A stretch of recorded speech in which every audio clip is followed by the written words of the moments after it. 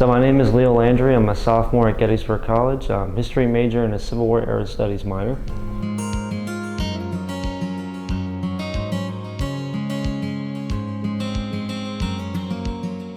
So my artifact is a Bible. It was once owned by Reverend Dr. Samuel Schmucker.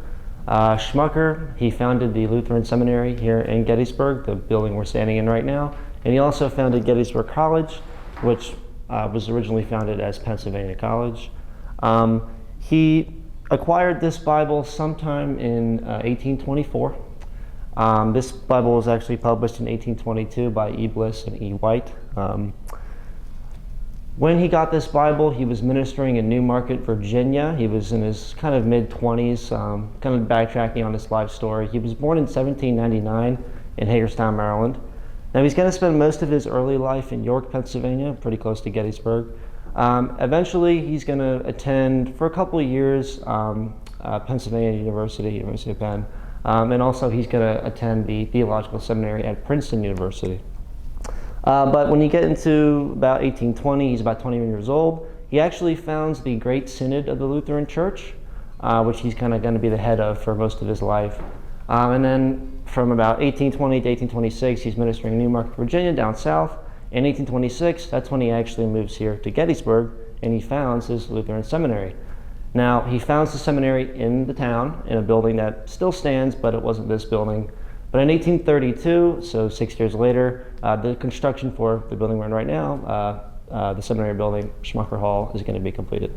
The best word I can use is revealing, because a lot of his personal thoughts are actually in the Bible. He took a lot of annotations and notes in the pages.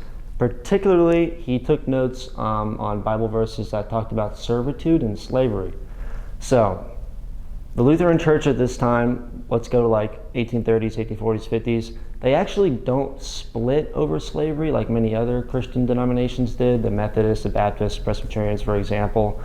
Lutheran Church doesn't split, kind of strategically, they don't want to divide a church, but Schmucker is going to set himself a bit apart from other Lutheran leaders because he actually does take a stance on slavery. Now his stance is a little bit, it's progressive, but it's also a little bit backward. So he wasn't exactly a big abolitionist, he was more anti-slavery, a little bit different there. And he believed in gradual emancipation, so kind of a gradual process over a couple of years to actually free all enslaved people in the South. And then he also believed in relocating enslaved people back to Africa, which is kind of a surprising belief for someone to have, but during his time, many people thought that way. But in the Bible, again, he makes these notes and annotations, specifically, I believe it's Leviticus chapter 25, verses 40-31, talks about servitude. He kind of highlights it and says, look, this is my reasoning, this is why slavery is an insult to God, it's immoral. And also, he's going to be crossing out a lot of verses in the Bible that go against his beliefs. This is the King James Bible, by the way. But yeah, he's going to be kind of using this Bible to justify his belief and also challenge some pro-slavery thoughts at the time. Doing this project, as working here as an employee here at Seminary Ridge, doing this project, I really got to delve really deep into Schmucker's mind. He's always kind of just been another historical figure, just like anybody else, but doing this project helped me remind myself that historical figures aren't just static icons, they're actual real people who deal with their own moral issues, social issues of their time, and for Schmucker it was slavery. He was trying to push the Lutheran Church more towards anti-slavery, and I got a sense of that from doing this project, from reading his own annotations from the Bible, so it's really revealing. Yeah. The artifact got to this display because really the Schmucker Bible's kind of been in the possession of the seminary and the foundation of the seminary for quite a long time. Once Schmucker died, it's just kind of stay in his personal library. His house, the Schmucker house, it's only 100 yards to our south, it's really close. But during the battle, so July 1st, 1863, the battle does kind of kick off about only 2 miles west of here. And eventually, it's going to almost culminate on Seminary Ridge. And the Confederate Army, specifically some South Carolinians from Abner Perrin's brigade, actually captured this position here. They captured pretty much the whole Seminary Ridge campus. The Union Army actually built a barricade here to defend it. Barricade's going to break in half. Those South Carolinians take this position. And over at the Schmucker house, some of these Confederate soldiers are going to raid Reverend Schmucker's house.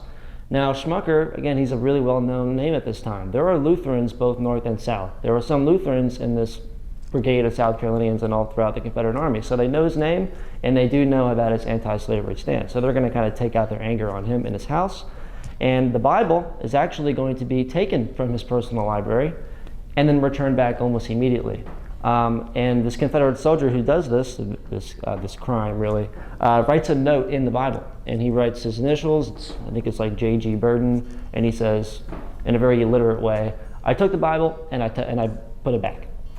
And about 7 years later, 1870, Schmucker actually writes of this incident. He says that he trusted the pious rebel, that he was good at heart, and he meant no harm by stealing the Bible. So yeah, this Bible did see some action during the battle on July 1st. This artifact connects to modern day because still leaders in the church, all churches, all denominations, need to use Holy Scriptures and Bible, stuff like that, to interpret it in modern contemporary ways, to fit new social, moral issues of modern day. And of course for Schmucker it was slavery, and he was using this King James Bible to argue against slavery. And today there are still religious leaders trying to interpret a very old text like the Bible into a more modern viewpoint to either support or to go against certain contemporary modern ideas. So that's kind of how it connects to modern day.